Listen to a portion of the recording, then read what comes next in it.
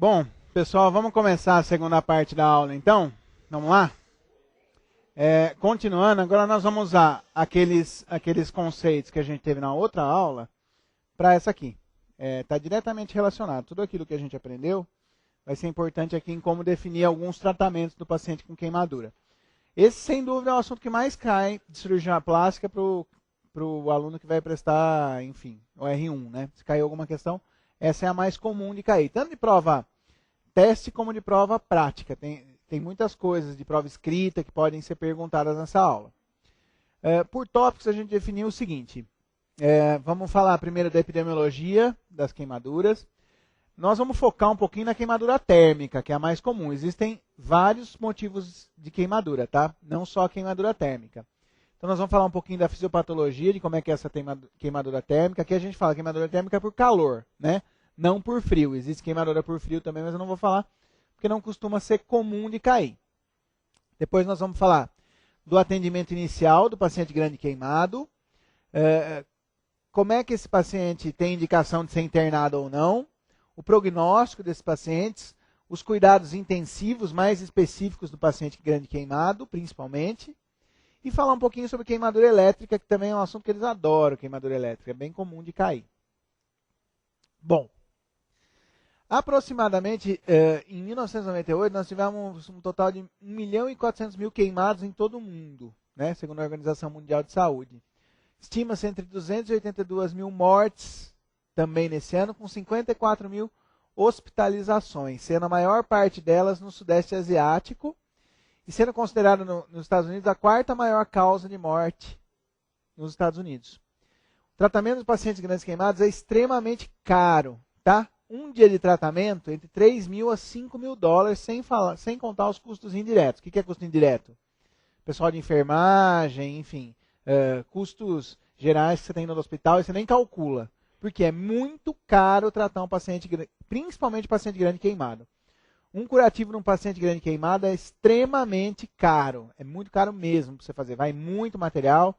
Quem já teve contato com isso sabe. No Brasil, como sempre, os dados são um pouco pobres, né? Estima-se em 100 mil ano, né? Com 2.500 óbitos direto ou indiretamente ligados a queimaduras, tá? Os pacientes queimados, existem o que a gente chama de idades de vulnerabilidade. O que é isso, né?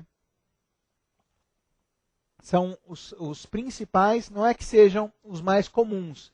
Em casuística, às vezes, eles nem são mais comuns.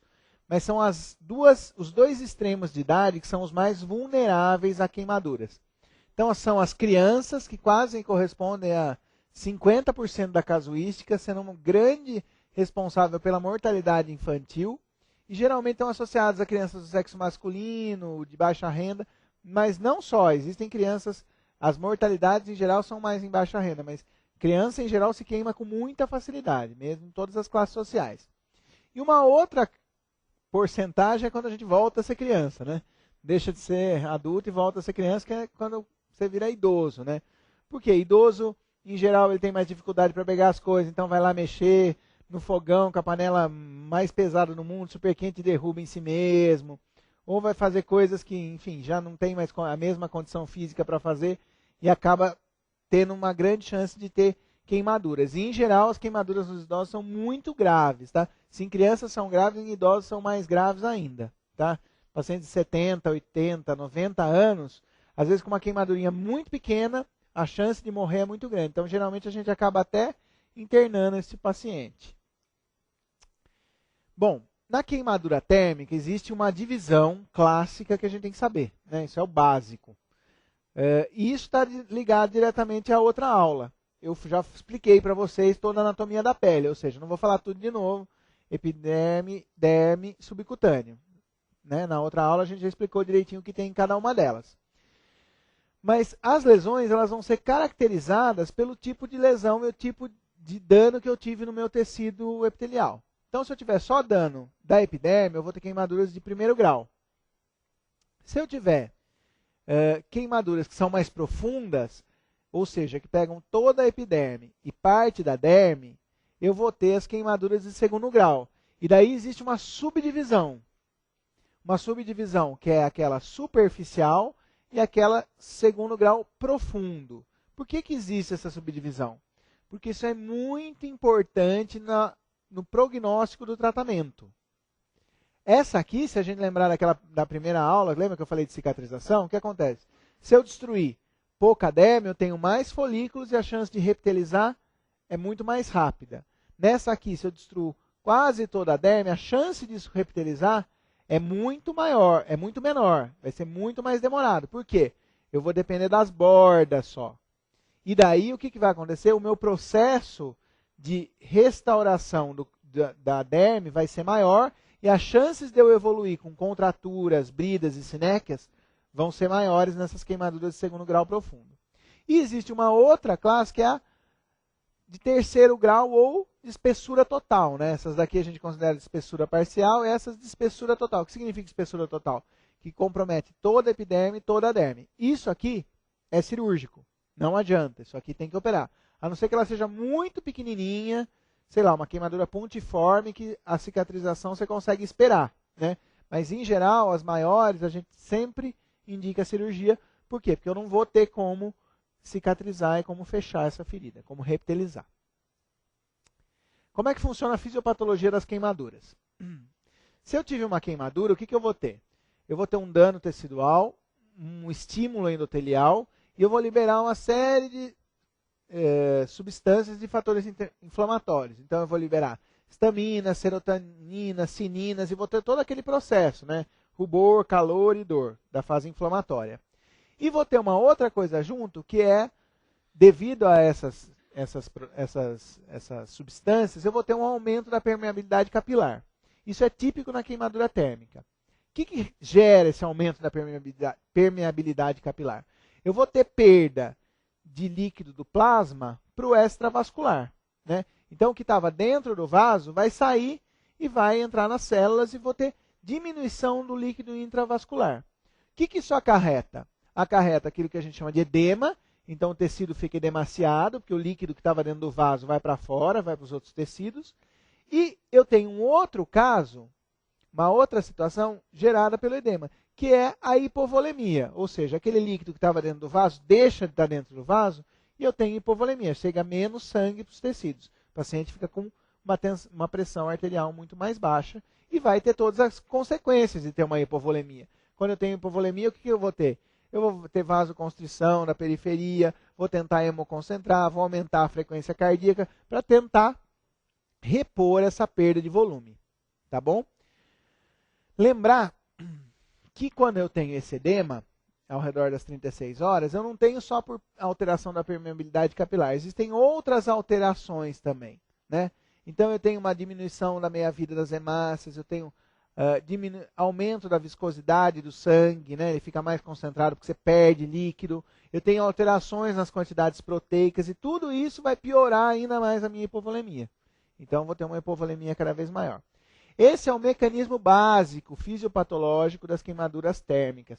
E isso é essencial para que eu entenda as alterações sistêmicas que o meu paciente vai ter. Quando eu for tratar um paciente queimado, eu já tenho que saber que tudo isso vai acontecer. Porque eu vou ter que tratar isso, né? O paciente vai ter repercussão sistêmica disso. Sistemicamente eu tenho isso.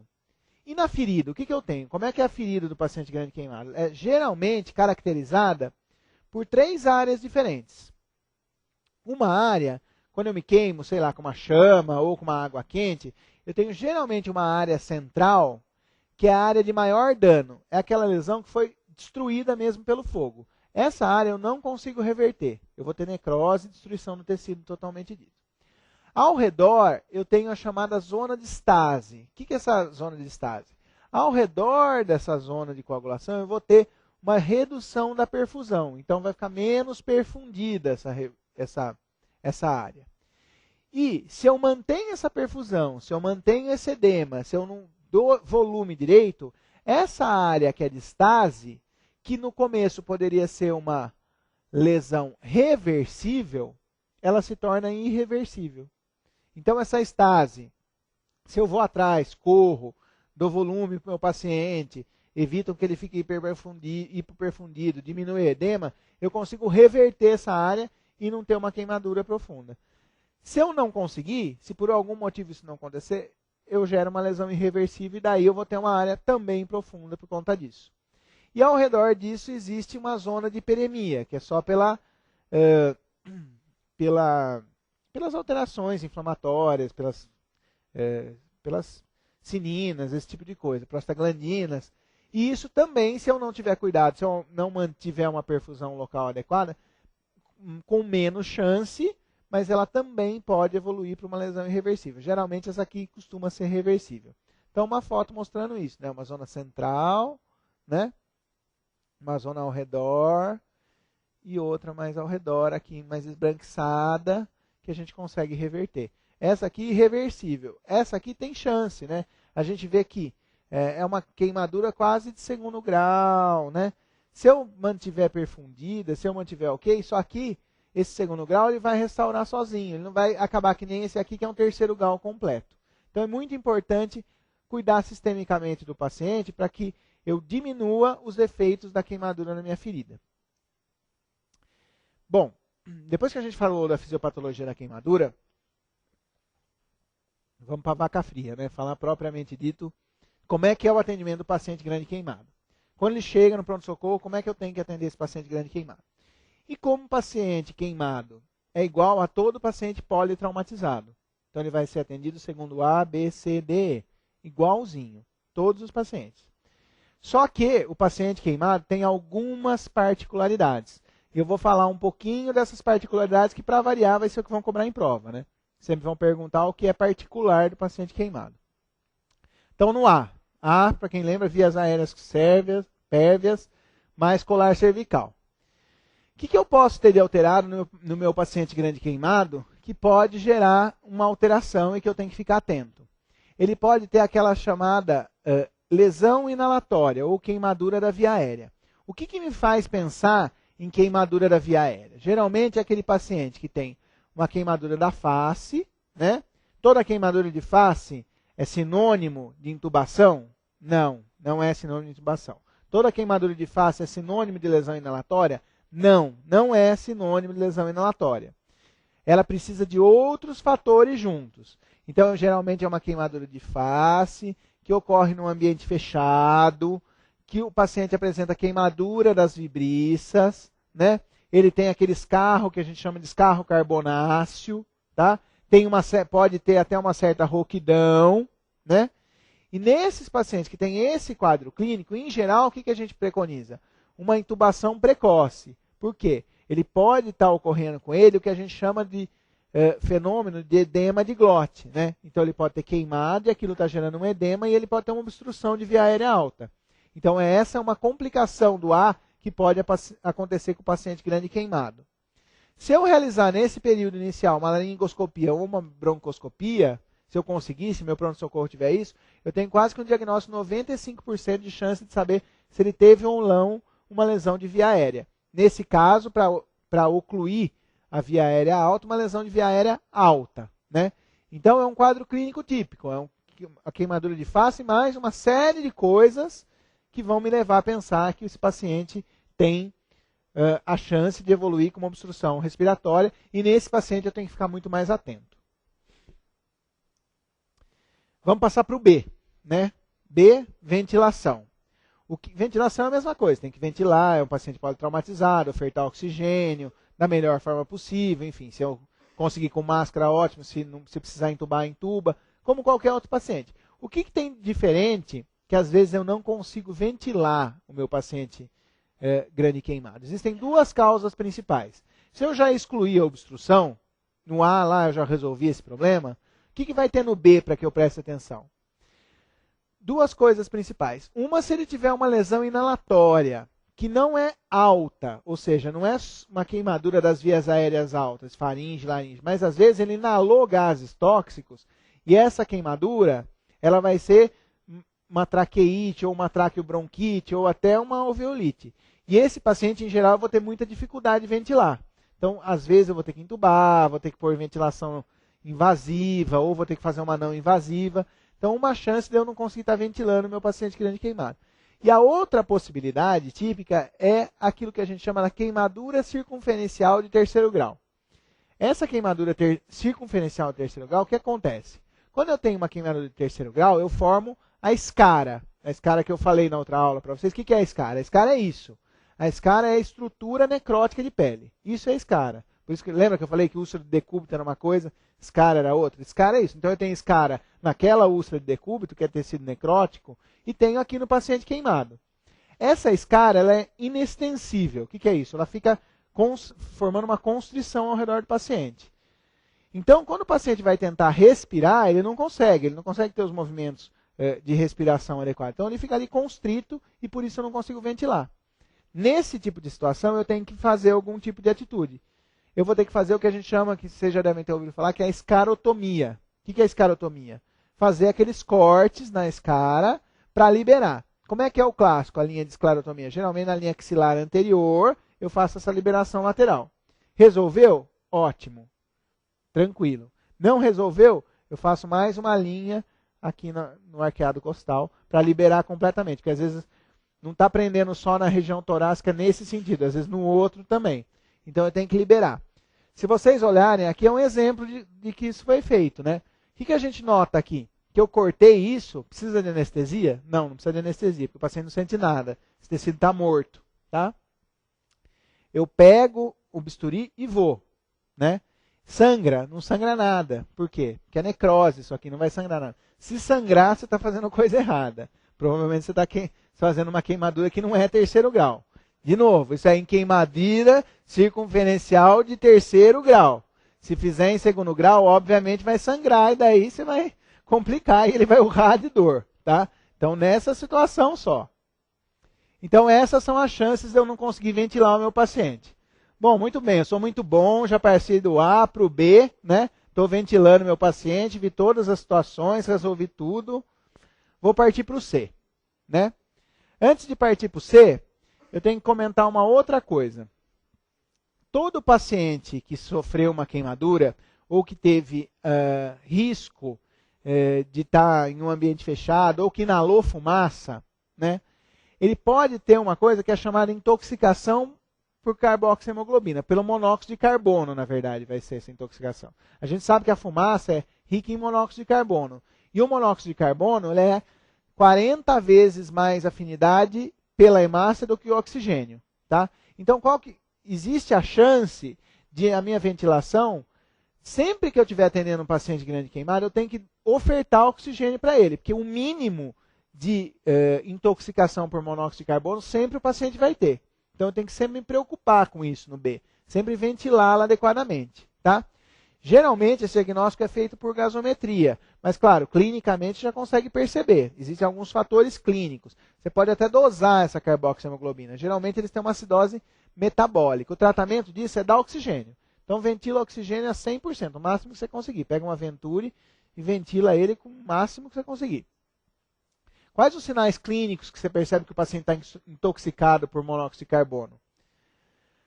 De 0 a 10% de carboxihemoglobina até normal. De 10 a 20% das hemácias com essa carboxihemoglobina eu tenho cefaleia ou náuseas.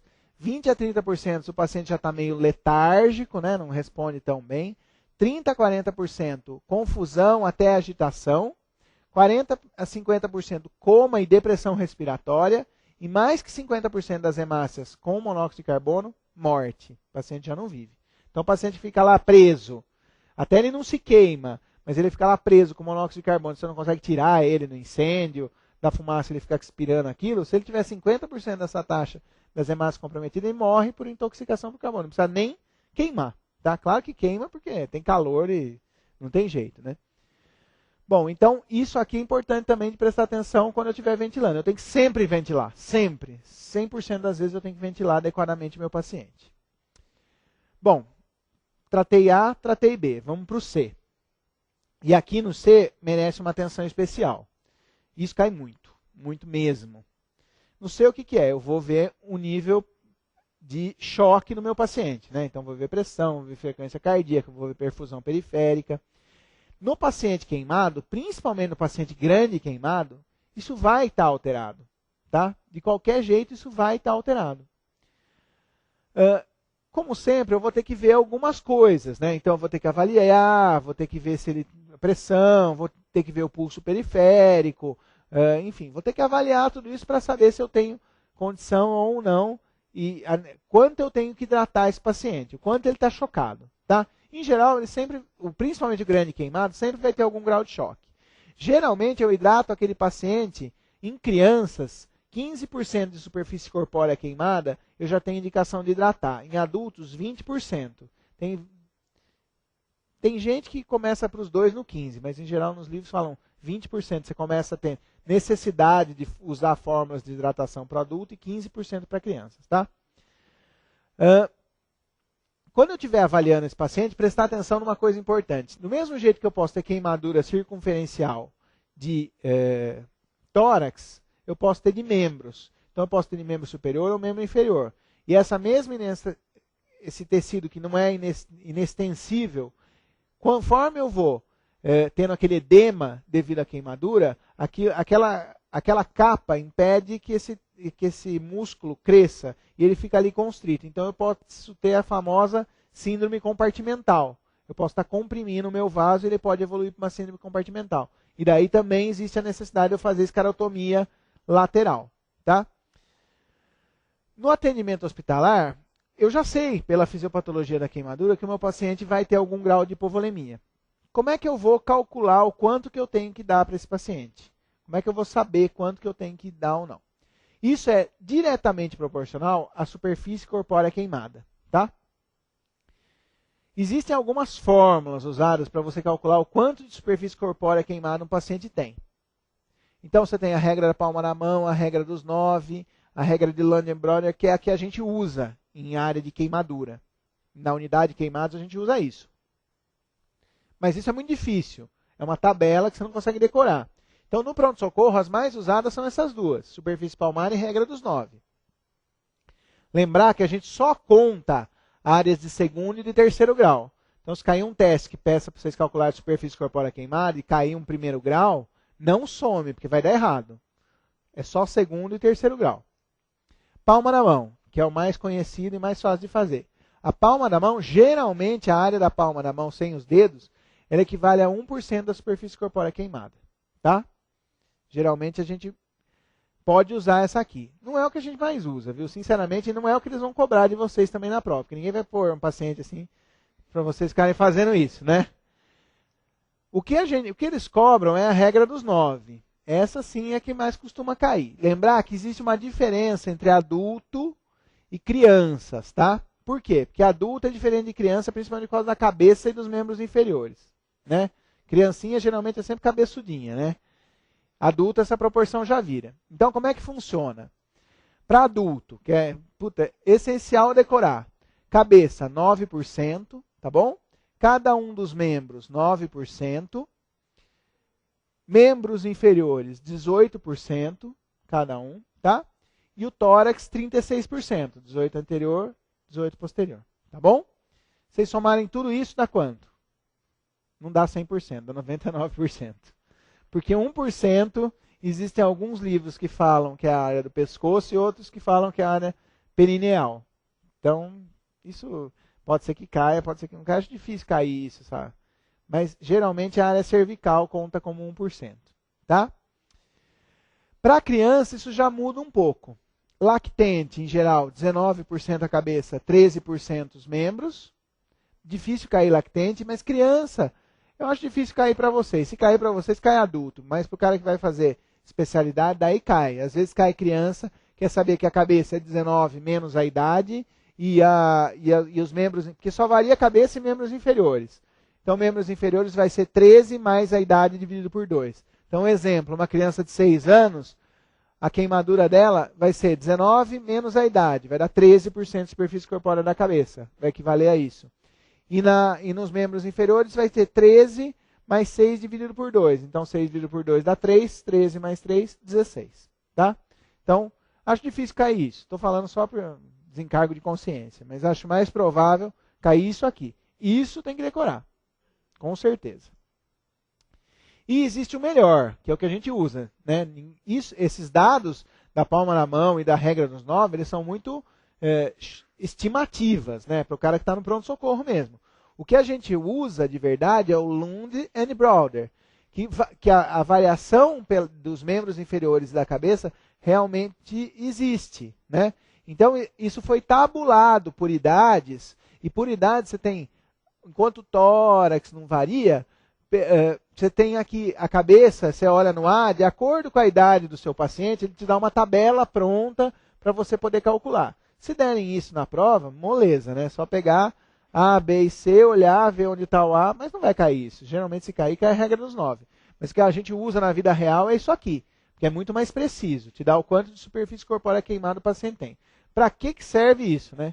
Isso é fundamental, porque é a partir desse valor que eu vou conseguir estimar o quanto de perda de volume que o meu paciente teve, o quanto de hipovolemia que ele tem. No começo, os pacientes grandes queimados, com os avanços na medicina, principalmente nas grandes guerras mundiais, tinha muito queimado, muito grande queimado. E daí eles perdiam a maior parte dos pacientes por hipovolemia, pela aquela primeira causa, pela aquela fisiopatologia inicial da queimadura. Geralmente essa hipovolemia ocorre nas primeiras 24, 48 horas. Então começaram a estudar como é que eu ia repor esse volume para garantir que meu paciente ia ficar vivo. Lembrando daquela fisiopatologia, a gente podia ver que eles tinham um aumento da permeabilidade capilar e eles perdiam água, mas também perdiam proteínas. Então o que pensaram inicialmente? Falou, eu tenho que dar um cristalóide para repor água, mas eu tenho que de alguma forma dar algum tipo de coloide para também repor essa perda proteica. Para quê? Para que eu não perca líquido para o vaso, que eu não perca líquido do vaso para os tecidos. Então eu vou estar dando algum tipo de forma proteica para garantir a pressão intravascular. Então surgiram as primeiras fórmulas, né, que são o Evans e o Brook. O que eles usavam? Eles davam cristalóide mais coloide. Além disso, eles davam soro-glicosato também, porque eles imaginavam que o paciente fazia hipoglicemia. Não faz, nessas primeiras fases. E se baseavam pelo ritmo de diurese para saber se tinha que dar mais ou menos volume. O que aconteceu? Começou-se a perceber que não era bem isso que acontecia. Que o paciente não perdia esse volume, que o edema não diminuía, porque eles achavam que se você desse o coloide, você ia gerar menos edema, porque o líquido ia ficar só no intravascular. Você não ia perder. Então o edema que você ia formar era muito menor. Mas começou-se a perceber que essas duas formas, na verdade, elas repunham inadequadamente, a reposição da volemia não era tão boa e a formação do edema era a mesma coisa. Então surgiram as duas outras formas, que essa sim, vocês têm que saber, que pode cair. Tá? Se cair, isso aqui eles adoram também. São as formas de reposição de volume do paciente queimado. Mais comum, Parkland. Essa é a mais comum. Alguns serviços usam o Brook modificado. Então eu ficaria esperto, porque eu já vi, me lembro quando eu prestei a prova de residência para R1, caiu essa questão do Brook modificado. Faz tempo, mas caiu isso aqui. Então não vale a pena, é uma questão babinha para você perder, assim, para você deixar passar. O Parkland, mas o Parkland tem que saber, isso daí não tem escapatória. Nenhum dos dois dá coloide. Eles todos repõem por cristalóide, ou seja, o Ringer ou o soro fisiológico. O Parkland, geralmente, ele recomenda 4 ml por quilo por porcentagem de superfície corpórea queimada. Então, você vai pegar o paciente, vai analisar, geralmente pela regra dos 9, você vai calcular o quanto que ele teve de perda, e daí você vai calcular 4 ml vezes o quilo. Quantos quilos ele pesa? Vamos supor que ele pesa 60 quilos. Então vai ser 40 vezes 60 vezes a porcentagem de superfície corpórea queimada. Sei lá, 30%. Então 40 vezes 60 vezes 30. E como é que vai repor isso? Lembrar que nenhuma das duas dá soro glicosado. Geralmente eles vão repor sendo metade desse volume total calculado nas primeiras 8 horas e o restante eles vão dividir em 2, sendo 1/4 nas 8 horas seguintes e 1/4 nas outras 8 horas. Tá bom? Mais ou menos isso que eles dão. Somando o total de volume que você tinha que dar. Tudo isso vai ser usado seguido pelo débito urinário. Essa é outra pergunta que eles adoram. Qual é o maior parâmetro de fidelidade de uma boa expansão do paciente queimado ou do paciente grande queimado?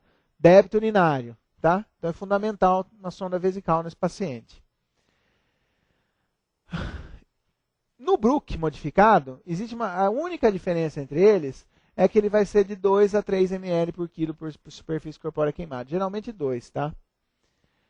Isso por quê? Porque eles perceberam que alguns acharam que isso aqui é um volume, uma carga, uma sobrecarga de volume muito grande, que o paciente fica com mais edema. Então alguns recomendam o uso de uma carga um pouco menor, 2 a 3 ml, sempre baseado no fluxo urinário, tá bom? Então esses dois são os principais utilizados. Decorar Parkland. Parkland não tem jeito, tem que saber. Então eu até separei aqui para vocês. Parkland modificado, 4 ml por quilo por superfície corpórea queimada. Bruch, quem tiver cabeça boa, guarda. 2 ml por quilo, principalmente em adultos, 3 ml principalmente em crianças. E monitorizar tudo pelo débito urinário. Em adultos, 30 a 50 ml hora é o ideal. Em crianças, 1 ml por quilo por hora. Isso aqui é muito numérico e muito decoreba. Não adianta dizer que não é decoreba, isso é pura decoreba. Mas é a decoreba importante. Se cair alguma coisa, isso é o que cai, é o que tem que decorar, é o que tem que saber. Saber calcular a regra dos 9, saber isso aqui, fundamental. Cai muito. Calcular a porcentagem de superfície corpórea queimada cai muito em prova. Só lembrar, não esquecer das escarotomias, né? Então, se eu tenho uma queimadura de terceiro grau, eu tenho que fazer escarotomia, geralmente laterais, tá? Não esquecer da mão, hein? Mão também pode ter compressão e pode ter compressão dos ramos digitais, então em dedo. Lembrar de sempre liberar todos os compartimentos. Então, quando eu vou liberar a mão, não só nas laterais, em cima também. A gente tem os compartimentos intrínsecos da mão.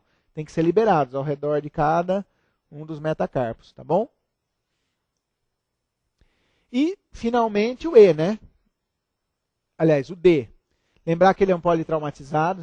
Pulei, né? Fui do C direto para o E. Não, o D. O D, lembrar que ele é um paciente politraumatizado. Então, ele pode ter sofrido uma explosão, pode ter sido jogado longe. Existe sempre o risco de trauma crânioencefálico. Então, tem que ser sempre avaliado. E um fator de confusão é que muitas vezes ele está hipoventilando. Então, às vezes ele chega confuso ou chega intoxicado, e daí você não sabe se ele sofreu trauma ou não. Então, isso tem que sempre ser avaliado. Lembrar também das lesões associadas, né? Às vezes tem trauma de coluna, esse tipo de coisa tem que ser sempre avaliado também. E no E, eu vou começar a definir o caminho que ele vai ter. Vai para casa, não vai para casa. Por quê? Eu vou avaliar o meu paciente. Vou limpar, primeiro eu vou limpar o paciente, então vou fazer isso com soro fisiológico aquecido. Lembrar sempre de manter esse paciente aquecido, porque ele tem muito risco de hipotermia, tá? Então sempre mantê-lo aquecido. E eu vou saber quanto disso está queimado e principalmente, qual foi a natureza do agente que causou isso. Então é trauma elétrico, é químico, é térmico, porque isso modifica a minha conduta. E o quanto de profundo essa queimadura. Se é um paciente que veio da praia, né? E está com uma queimadura de primeiro grau no corpo inteiro, ele pode estar com 100%, não sei não, que está praia de nudismo, 96% de superfície corpórea queimada, não tem indicação de internação, né? Porque é tudo de primeiro grau. Ninguém vai internar, a não ser que seja o cara esteja desidratadíssimo, com uma baita insolação, mas não é bem o caso.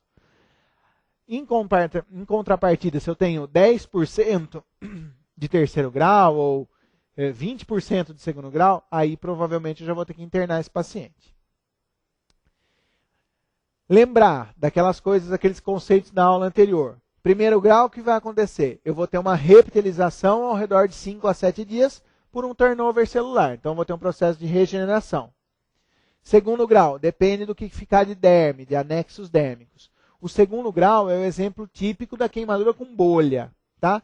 Principalmente naquela queimadura superficial.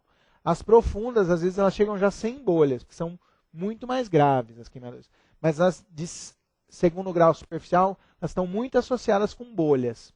O que faz com a bolha? Deixa ou tira? Controverso. Tem gente que, tem alguns autores que recomendam que se a bolha está íntegra, deixa lá. Mantém. Outros autores recomendam fura a bolha e resseca, porque você diminui o risco de infecção. O que nunca deixa é a bolha ali que está rompida, você não deixa. Geralmente aquela lá você faz um desbridamento e retira a bolha. E fecha e faz um curativo. Ou deixa aberto, mas geralmente fecha porque dói muito. Então, A maioria dos serviços, eles recomendam que você retire a bolha por causa do risco de infecção. São raros os serviços que mantêm a bolha e só acompanha, tá?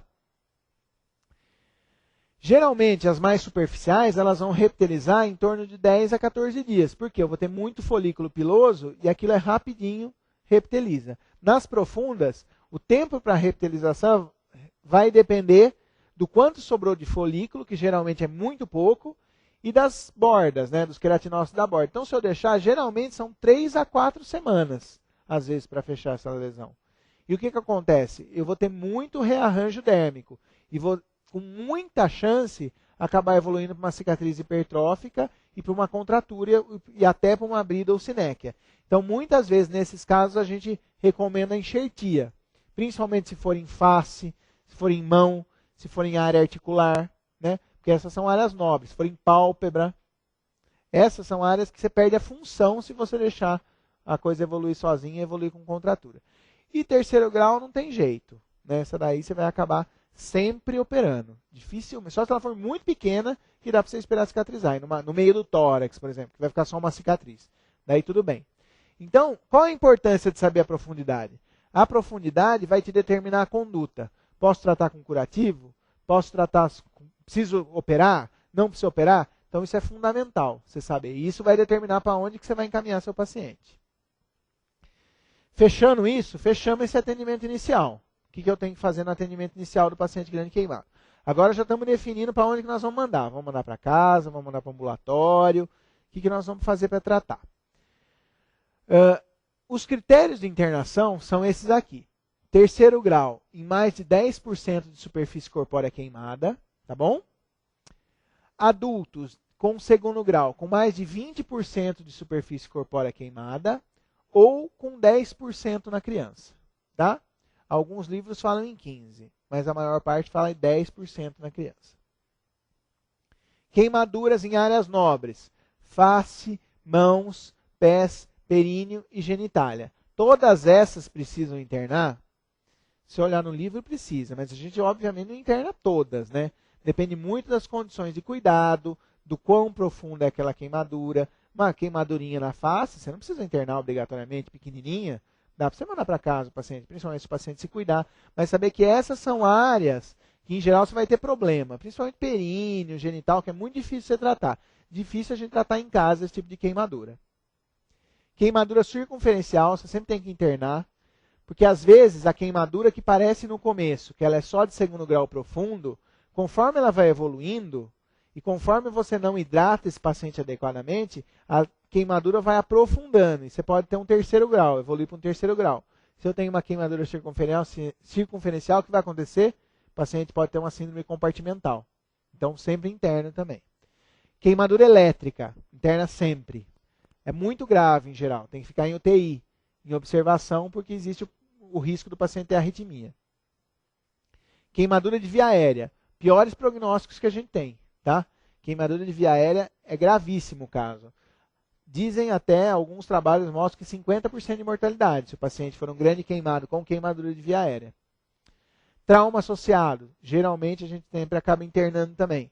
Patologia de base. E condições sociais. Né? Se o paciente não tem condição de cuidar da queimadura, melhor ser internado que mandar para casa e depois você ter que tratar uma queimadura de terceiro grau. Então troca, interna, faz curativo, mas melhor do que ter complicação mais tarde. Então esses são os critérios que vocês têm que saber. Isso também cai, viu? Isso aqui eles, se perguntarem, também gostam disso. Adoram esses critérios de internação e hidratação do paciente queimado. Aqui um slide que mostra aquela questão do prognóstico, né?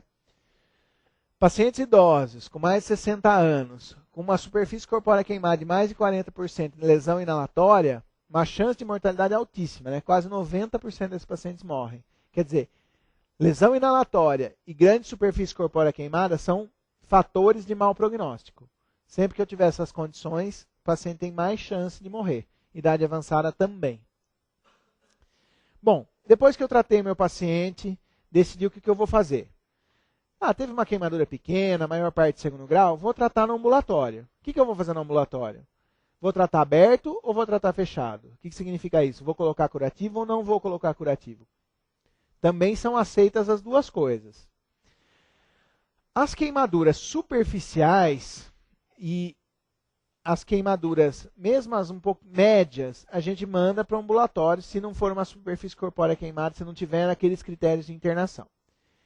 Quando é que a gente fecha? Geralmente, existe uma tendência hoje de tratar fechado. Por quê? Porque se você deixa aquilo exposto, a terminação nervosa ela fica exposta também. Então o paciente tem muita dor pela exposição ao ar. Quando você fecha, diminui a dor do paciente. Então a gente recomenda geralmente fechar. Mas tudo, tem queimadura que não dá para fechar. Ninguém vai fazer aquela múmia, né? Que o cara enfaixa a cabeça também. Tem muito hospital que faz por aí. Mas não é o recomendado, né? O ideal é que face, geralmente, a gente costuma tratar exposto. Embora doa, a gente dói muito menos do que o corpo. Então a gente recomenda só hidratação com algum óleo, mineral, enfim, alguma coisa assim. Ou outros produtos. Existem milhões de produtos por aí.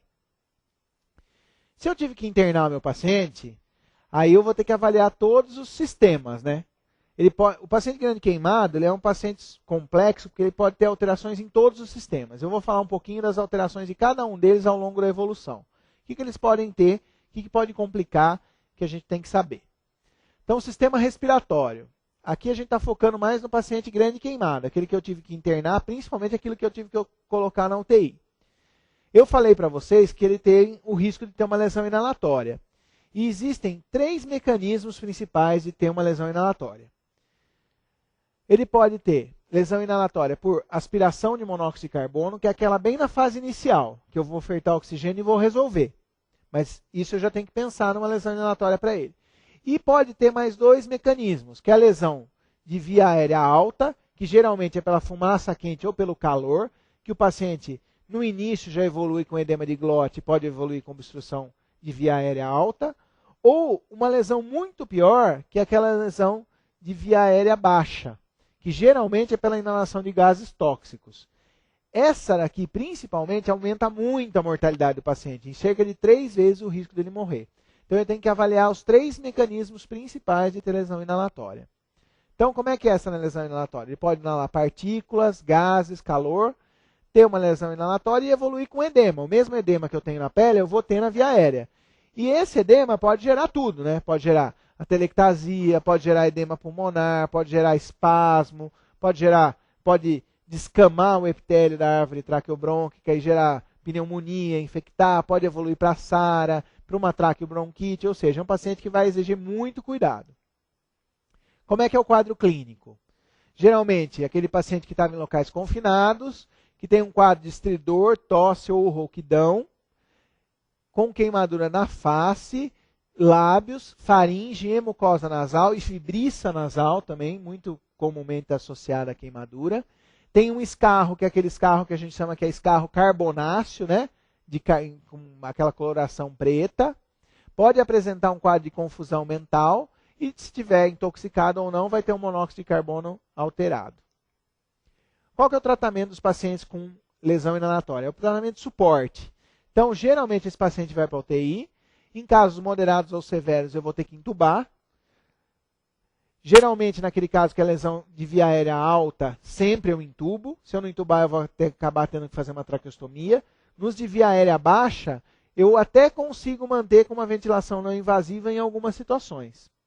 Mas grande parte deles acabam evoluindo para intubação orotraqueal também. Então, vou ofertar oxigênio, vou aspirar a via aérea, vou dar broncodilatador. Eu vou evitar no começo já dar corticoide e antibióticos, tá bom? E tomar cuidado para não exagerar também na hidratação. Do mesmo jeito que hidratar pouco é ruim, hidratar demais também é ruim, porque ele pode ficar com congestão pulmonar. Então é um risco que eu não quero evitar correr. E esse paciente vai para a UTI ser tratado lá e geralmente ele vai ter complicação. Daí a medida habitual, se o paciente está fazendo febre, se tem sinal de infecção, vou dar antibiótico, enfim. Fazer fisioterapia respiratória, tratamento de suporte para lesão inalatória, até que essa árvore brônquica melhore. Quando é que eu vou conseguir estubar esse paciente? Geralmente eu vou ter que seguir com broncoscopia. Vai ser a broncoscopia que vai me dizer, ó, já desinchou, agora eu posso tentar estubar. Então, sempre por broncoscopia para tentar guiar a sua conduta. Do ponto de vista renal, o que pode dar insuficiência renal no paciente grande queimado? Existem duas possibilidades principais. Como a gente viu no começo, o paciente pode estar hipovolêmico. Essa hipovolemia pode gerar uma falta de perfusão renal. Então, o paciente vai ter uma causa pré-renal. Tá? Outra causa de insuficiência renal no paciente queimado é aquela chamada típica do paciente de queimadura elétrica, que é causada pela mioglobinúria. O que é isso? Quando eu tenho uma queimadura elétrica, a gente sabe que a corrente passa pelo corpo e ele gera algum tipo de destruição muscular. Essa destruição muscular libera mioglobina. E essa mioglobina, quando ela sai pelo sangue, passa pelo sangue e vai para os rins, quando ela for excretada, ela gera uma lesão renal, né? Ela gera uma nefrotoxicidade. Então, vai ter uma insuficiência renal de causa renal, né? Não pré-renal, mas renal. E eu posso ter também insuficiência renal por sepse, né? Porque o paciente grande queimado, a gente sabe que ele é um imunodeprimido naturalmente, então ele tem grande chance de evoluir para sepse e de poder complicar com uma insuficiência renal. Tratamento, suporte também. Então a nefro vai acompanhando o paciente, evoluindo. Se for necessário, indica diálise, se não, não. Geralmente a gente indica uma diálise precoce para tentar melhorar as condições clínicas desse paciente. A mioglobinúria merece uma atenção especial. Quando eu falar de queimadura elétrica, eu vou falar um pouco sobre ela, porque ela tem um tratamentozinho específico que é legal vocês saberem. Metabolismo. Vamos falar um pouquinho do metabolismo do paciente grande queimado. Como é que é esse paciente? Geralmente, no início, ele vai ter uma resposta de hipermetabolismo. Tá? Então, ele vai tentar fechar as lesões continuamente. Ele está ali todo queimado, o organismo tenta fechar. E para isso, ele vai gastando tudo que o organismo tem. Né? Então, ele tem um gasto energético muito maior do que o paciente normal.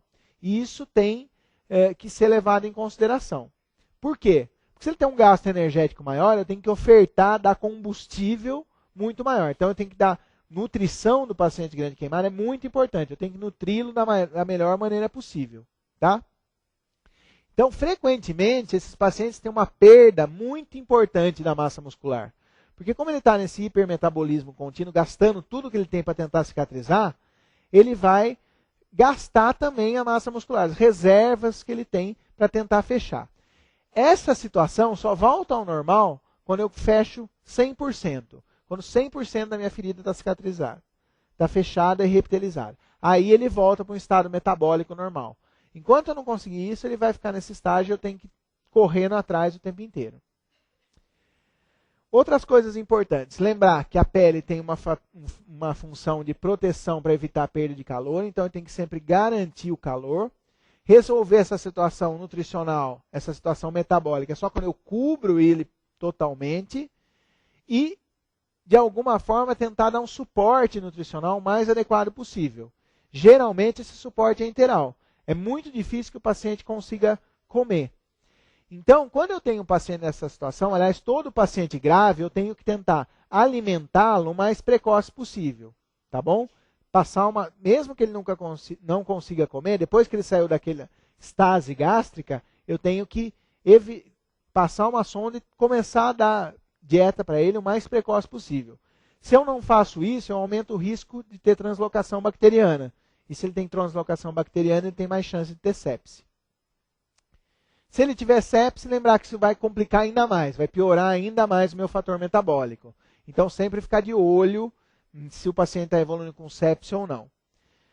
Existem estudos que mostram que existe uma chance de reposição de diversos fatores. Então, glutamina, arginina. Então, tudo isso tem sido estudado para tentar repor para o meu paciente e estimular a cicatrização. Essa aqui eu coloquei para vocês, essa fórmula, mas eu acho que, sinceramente, não vale a pena vocês decorarem. Acho que não tem sentido.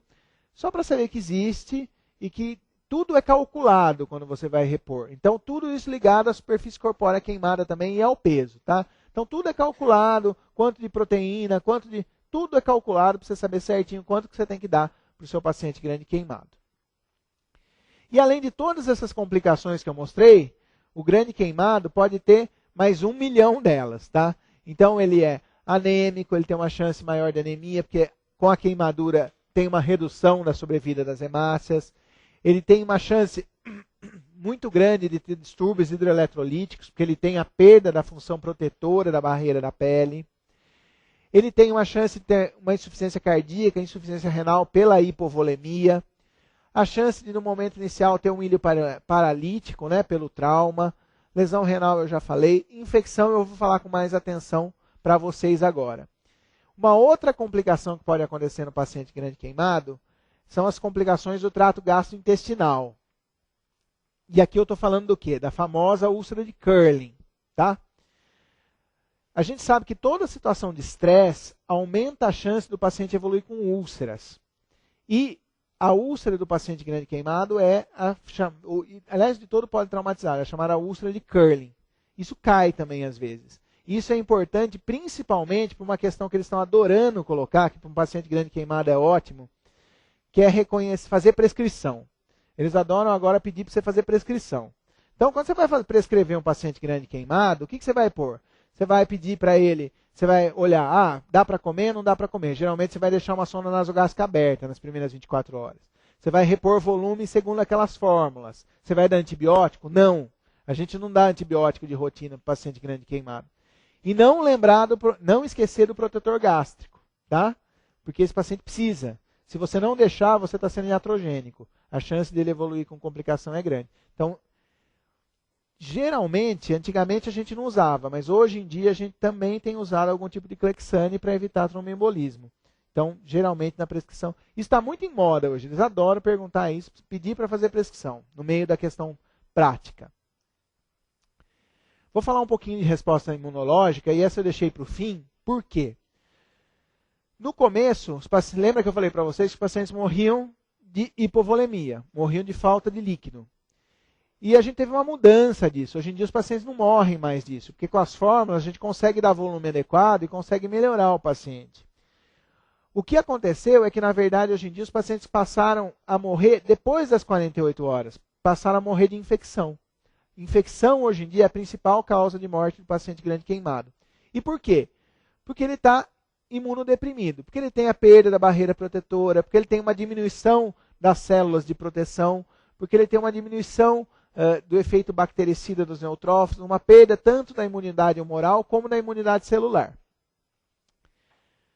A infecção hoje em dia causa de 75% das mortes por queimadura, e ela pode vir dos diversos lugares, tanto da pele como dos catéteres, porque ele é todo, tem sonda para tudo quanto é canto, né? Sonda vesical, sonda intracate, sonda nasotraqueal, sonda orotraqueal. E pode vir da queimadura também. A queimadura, geralmente, a gente avalia se está infectado ou não pelo exame clínico, tá? É o clínico que vai te dizer se a queimadura tem ou não sinal de infecção. A ferida, como é que nós vamos tratar a ferida? Geralmente, a gente tem milhões de opções para tratar a ferida. Eu vou dar uma visão geral. Isso aqui era um assunto, tratamento de ferida queimada é um assunto de uma aula, sei lá, quantas aulas para estudar esse assunto. A gente pode usar diversas coisas. Então, a gente pode usar enzimas, tipo papaína, tipo iruxol, colagenase. A gente pode usar os famosos antimicrobianos tópicos, que o mais conhecido deles é a sulfadiazina. Eu vou falar no próximo slide com mais detalhe dele. A gente pode usar os curativos biológicos, então pele de cadáver, pele de porco, integra. Geralmente, no que consiste esse tratamento? Consiste em você ressecar a escara e cobrir. Geralmente, essa cobertura é feita com enxerto do próprio paciente, ou seja, enxerto do próprio doador. Mas existem outras formas, cultura de queratinócito, pele de cadáver, enfim, uma série de outras coisas.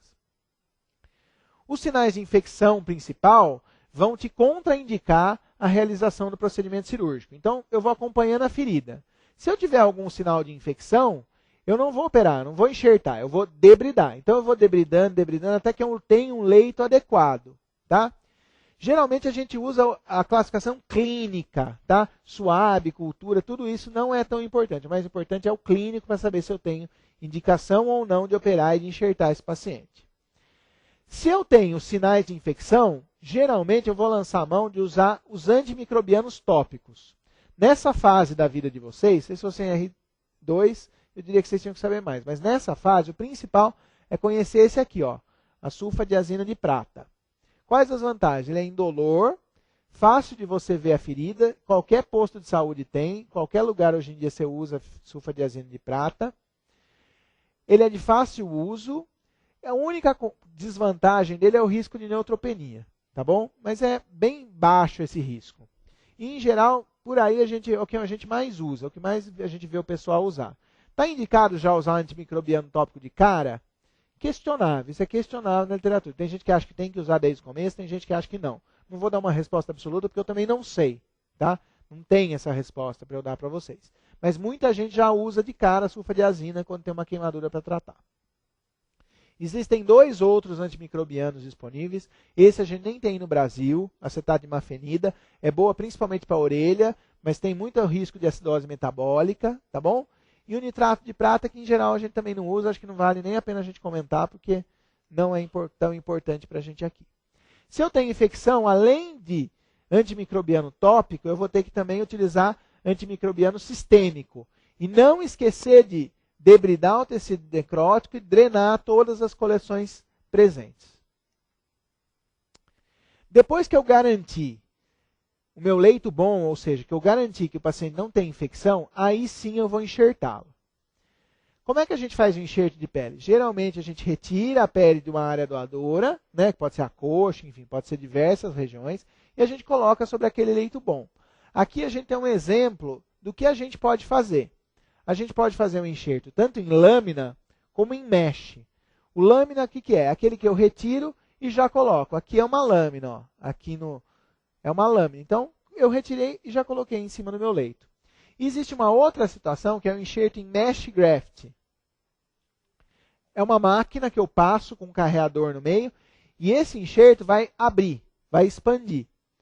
Então, eu vou ficar com esse aspecto rendilhado aqui que eu tenho nessa outra imagem. Para que serve isso? Para aquele paciente que não tem área doadora. Então, eu tenho pouca área doadora e muita área para cobrir. Eu passo ele no mesh graft, eu consigo abrir isso até 1 para 6 vezes, e daí eu cubro o meu paciente o mais rápido que eu conseguir. Às vezes a queimadura é tão grande que não dá conta, e daí aí começam os problemas. Daí eu vou ter que usar Integra, vou ter que usar pele de cadáver, enfim, vou ter que usar outras alternativas. Então, sucintamente o tratamento é esse, tá? Bem sucinto. Terminamos queimadura térmica. Fechamos aqui a parte de queimadura térmica. Deixa eu beber uma água. Vamos finalizar falando um pouquinho de queimadura elétrica. Força, vamos lá, falta pouco. Queimadura elétrica, ela tem algumas características especiais. O que é a queimadura elétrica? Aquela em que eu tenho passagem de corrente. Então, eu tenho alguma passagem de corrente pelo corpo de eletricidade, e essa passagem de corrente, quando ela passa, ela vai gerar calor, de alguma forma. A corrente, ela pode ser tanto de alta como de baixa tensão. As de alta tensão são aquelas de mais de 1000 volts, e geralmente são as mais graves. Essa da tomada é de baixa tensão, essa da tomadinha que a gente tem aqui, do poste lá, vai ser de alta tensão. Influi muito no tipo de lesão que você vai ter, se a corrente é uma corrente alternada ou não. Porque a corrente alternada, aquela que fica indo e voltando, em geral, ela gera queimaduras mais graves. E aqui a gente vai ter que usar física pura. Acho que a gente já até esqueceu, eu também já esqueci dela. Mas assim, a corrente, ela passa por alguma coisa. Né? Se a gente lembrar da corrente, ela passa por alguma estrutura, por um condutor. E quanto maior a resistência desse condutor, maior vai ser o quanto ele vai gerar de calor, porque a corrente não vai passar tão bem por ele. Então ele vai transformar essa energia elétrica em energia térmica. Então a gente tem situações que são nervos e vasos, eles de alguma forma conduzem bem o calor. Já os ossos, principalmente os ossos e a musculatura, a pele seca também, são maus condutores de calor. O que significa isso? Eles não conduzem tão bem. Então, quando a corrente passa pelo osso ou pela musculatura, ela não passa tão bem. Tem muita transformação de energia elétrica em energia térmica. E isso é que vai gerar queimadura. E essa vai dar uma característica muito engraçada da queimadura elétrica. Que o cidadão vai lá, pega aqui, queima, e ele chega para você, parece que ele não tem nada. praticamente ele não tem queimadura na pele, mas internamente ele tem muita queimadura. Essa é a chamada queimadura elétrica verdadeira, tá? Que é que tem passagem de corrente por dentro do corpo mesmo. Existe a chance de você ter o flash burn. O que é o flash burn? É aquela queimadura que não é verdadeira. Na verdade, você vai, o cara está lá mexendo na eletricidade, ele tem explosão. Então, não tem passagem de corrente. Na verdade, só explodiu e ele queima a região. Então, qual que é a característica da queimadura elétrica verdadeira? É aquela que tem porta de entrada e porta de saída. Então, em algum lugar aquela corrente entrou, em algum lugar ela saiu. E nessas áreas, geralmente, você vai ter uma queimadura muito profunda, que vai até osso, geralmente. É bem grave mesmo a queimadura. Então, sempre diferenciar o que é o flash burn, que é aquela explosão, da queimadura elétrica verdadeira, com entrada, ponto de entrada e de saída. Se eu estou avaliando meu paciente clinicamente, eu tenho que ver isso, procurar essas áreas. Bom, vamos falar um pouco das especificidades da queimadura elétrica, que tem de diferente para a gente saber. Mesma coisa, A, B, C, D. Mesma coisa, tudo que a gente aprendeu lá. Considerar lesões associadas, lembrar de sempre procurar ponta de entrada, ponto de saída. Lembrar de procurar no couro cabeludo, às vezes está escondido, viu? Às vezes o fio bateu, então tem que procurar. Lembrar das lesões cervicais, geralmente você pode ter explosão nesses traumas elétricos, então tem muita chance de você ter lesão cervical. O que você pode ter de alteração? Se você teve passagem de corrente, a corrente pode passar por dentro do tórax, então tem o risco desses pacientes terem algum tipo de arritmia. É por isso que esses pacientes com queimadura elétrica ficam monitorizados em UTI por 24 horas, porque ele tem muito risco de você ter alteração eletrocardiográfica e do paciente evoluir com alguma arritmia.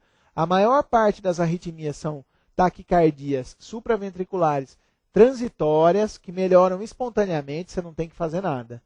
As mais graves, aí você vai ter que tratar com antiarrítmico, lidocaína, enfim, o que você quiser, amiodarona, o que for. Em geral, a gente sempre usa já de escolha o antimicrobiano tópico, porque as queimaduras são muito graves, muito profundas. No queimado elétrico, a reposição hídrica deve ser muito maior do que na queimadura térmica comum. Por quê? Porque a maioria das vezes a gente subestima a queimadura. Às vezes ele tem uma queimadura que você vê na pele que é pouca, mas internamente tem muita queimadura. Então a gente usa uma fórmula muito maior. Ao invés de usar o 4, lembra que a gente usava no parque, a gente chega a usar 7 ml. E além do risco de subestimar, existe uma outra questão, que é o risco de insuficiência renal. Se vocês lembrarem, lembra que eu falei para vocês da mioglobinúria, que é típica da queimadura elétrica, que é por destruição do músculo? Quando eu tenho essa liberação de mioglobina, eu tenho que hemodiluir esse paciente. Então eu tenho que dar muito mais volume, porque quando eu diluo o paciente, eu diminuo a chance de ter alguma alteração renal. Além disso, para tentar melhorar essa mioglobinúria, eu tenho mais duas alternativas, que é alcalinizar a urina, usar bicarbonato de sódio para alcalinizar a urina, tá? Então dá bicarbonato, liga lá e põe no soro, e o paciente recebe bicarbonato, e usar manitol, que é a chamada diurese osmótica. O que eu quero fazer com essa diurese osmótica? Estimular ele a urinar bastante para que ele libere e excrete toda essa mioglobina para que diminua o dano renal. Então, esses são os 3 mecanismos principais para eu tentar tratar a mioglobinúria, que é muito comum na queimadura elétrica. Quanto ao tratamento da ferida, existem 2 escolas. Uma que recomenda que você já desbride o mais rápido possível e outra que manda você esperar. Por quê? Porque às vezes uma lesão que parece pequena, a lesão da queimadura elétrica, ela persiste ao longo do tempo. Às vezes você acha que é pouco, e você vai ver depois de 5, 7 dias, tem uma queimadura que se propaga continuamente. Então, continua lesões de vasos, necrose, tudo isso. É muito comum você ter exposição óssea, porque você tem destruição de todo o tecido, tá? E existem algumas características especiais. Além da lesão cardíaca, você pode ter também as chamadas lesões intracavitárias. Então, quando passa a corrente, você pode ter perfuração de alça. Então, às vezes, o paciente evolui com abdômen agudo e você tem que diagnosticar no pós-operatório, abdômen agudo perfurativo, pela passagem da corrente. Uma outra característica, e essa é importante, vocês têm que prestar atenção aqui num detalhezinho. Se vocês lembrarem, vocês lembram que tinha na queimadura térmica tinha aquela síndrome compartimental, que era pela escara que comprimia o vaso, e daí você tinha uma síndrome compartimental. Aqui, a síndrome compartimental que você vai ter vai ser diferente. Lembra que o osso vai gerar calor e vai aquecer o músculo e vai queimar o músculo? Se a gente lembrar, o músculo fica preso pela fáscia, né? E o que acontece? Quando esse edema vai aumentando, aumentando, aumentando, a fáscia é que vai comprimir o seu músculo. Então aqui, o que você vai ter que fazer não vai ser escarotomia. Você não vai liberar a escara. Você vai ter a fasciotomia. Então na queimadura elétrica é muito comum você ter que fazer fasciotomia, tá? Importante isso aqui, viu? Às vezes confunde, você saber. Então queimadura elétrica, surgiu um caso que o paciente tem queimadura elétrica e síndrome compartimental, que você tem que fazer fasciotomia. Outras complicações que pode ocorrer, alterações do sistema nervoso central, alterações oculares, catarata, o paciente corre o risco de ter catarata. Não esquecer das úlceras de Curling, tá? De novo aqui, todo paciente grande queimado. Lembrar de sempre prescrever algum protetor gástrico. Não esquecer de perfurações. Eles frequentemente podem ter aquela chamada colecistite acalculosa. Esses pacientes podem ter. Esse também é um quadro de abdômen agudo que você tem que fazer o diagnóstico diferencial. Pancreatite, eles também podem evoluir frequentemente. Então, a queimadura elétrica já é uma coisa um pouco à parte. Ela tem uma série de especificidades que diferenciam ela da queimadura térmica, que a gente tem que saber na hora de tratar. Além disso, existem outras causas de queimadura. Então, pode ter queimadura por frio, pode ter queimadura química, por ácido, por álcalis, por bases, por sais. Obviamente, eu não vou falar para vocês, porque é além. Geralmente, isso não vai cair para vocês. Se vocês souberem o que está aqui, acho que já é legal. Então, eu acho que era isso que a gente tinha para falar de queimaduras para vocês. É um assunto longo, eu tentei resumir, né? Vamos ver as questões para ver se a gente fica com alguma dúvida, alguma coisa assim. Essa era a prova do CREMESP. A respeito do paciente queimado, é incorreto afirmar que as queimaduras de terceiro grau são as mais dolorosas? Foi bom ter esse teste, né? Eu acho que eu não comentei, tanta coisa para comentar que a gente esquece de comentar algumas coisas. Queimadura de terceiro grau é dolorosa? Não. É aquela que nunca dói, né? O que dói é a queimadura de segundo grau. Por que não dói a queimadura de terceiro grau? Porque você destruiu a terminação nervosa. Então o paciente não tem dor. Então essa não é a resposta correta. B. Para extensão igual de área queimada, pacientes idosos ou portadores de outras comorbidades têm pior prognóstico? É verdade, né? Paciente idoso, em geral, tem pior prognóstico, mesmo com áreas pequenas de queimaduras. Nas queimaduras circunferenciais de terceiro grau, pode ser necessário fazer precocemente escarotomia ou mesmo fasciotomia. É verdade, às vezes você pode ter que fazer, em algumas situações. Principalmente se você hidratou muito, hidratou demais. Queimaduras extensas não devem ser tratadas com água ou soro frio. Claro que não, né? Ninguém vai tratar queimadura, o paciente já está hipotérmico, vai colocar soro frio e o cara vai morrer de hipotermia. E o controle da reposição de volume no grande queimado deve ser guiada pela resposta do paciente, levando em conta o débito urinário. Você vê? Sempre essa pergunta, sempre volta esse débito urinário. Os sinais vitais e as condições gerais. Essa é verdadeira. Então a resposta correta, quer dizer, a incorreta que é correta é a letra A. Esse é do INCA. Essa é pegadinha, né? Pegadinha total. Um homem jovem, após o acidente automobilístico, foi retirado do carro em chamas. Ele apresenta queimadura de terceiro grau em toda a face, região anterior do tórax e abdômen. A primeira medida a ser tomada pelo profissional de saúde que o atende deve ser: A. Lavar a face? Não. B. Aplicar dolantina? C. Perguntar o nome? D. Promover hidratação? Você vai seco, né? Você vai na promover hidratação e não é. Geralmente é lembrar sempre do A, B, C, D. Então perguntar o nome. Então tomar cuidado com essas pegadinhas que você fala, é grande queimado. Queimada é hidratação, vou quente aqui. Não é, né? Lê com atenção. Então, letra C é a resposta. Lembrar do A, B, C, D. CREMESP essa aqui, hein? Uma paciente de 45 anos apresenta queimadura de espessura total, terceiro grau, em cerca de 35% de sua superfície corpórea. Bom, 35% de superfície corpórea queimada em terceiro grau, gravíssimo. Gravíssimo mesmo. Você vai ter que cobrir tudo isso. Haja pele para você achar para cobrir isso aí. Pescoço, tórax e períneo são as áreas mais atingidas. Não tem queimadura significativa de face. Apesar da administração de oxigênio e de suporte ventilatório, a paciente evoluiu com dificuldade respiratória crescente, conduta mais apropriada. O que parece isso aqui, né? Tá meio pulando na cara da gente, assim, a resposta, né? Olha, eu já dei oxigênio, ele está com a via aérea pérvia. B, não consegui ventilar. Quais as causas? Ou ele tem uma lesão inalatória baixa, ou ele tem alguma coisa que está restringindo, de alguma forma que ele não está conseguindo expandir. Então, pesquisar a presença de hemotórax, até é, né? Mas não tem nada a ver, né? Mas tudo bem. Administrar broncodilatadores também não está com cara. Aumentar a FiO2 está chegando no seu limite, vai ficar aumentando até quando? Fazer escarotomia em tórax, essa é boa, né? Essa daqui parece legal. Fazer traqueostomia, parece que ele está com um quadro de obstrução alta? Não parece, né? Parece um quadro de restrição. Então a resposta é fazer escarotomia em tórax. Tá? Sempre pensar na causa da obstrução. Era isso. Tem uma pergunta aqui. Olha, essa pergunta é boa. É do Denis. Se infecção é a maior causa de morte em queimados, por que não deixar antibiótico profilático nos cuidados intensivos? Porque se viu que se você deixa muito antibiótico profilático, Denis, a chance de resistência é muito grande.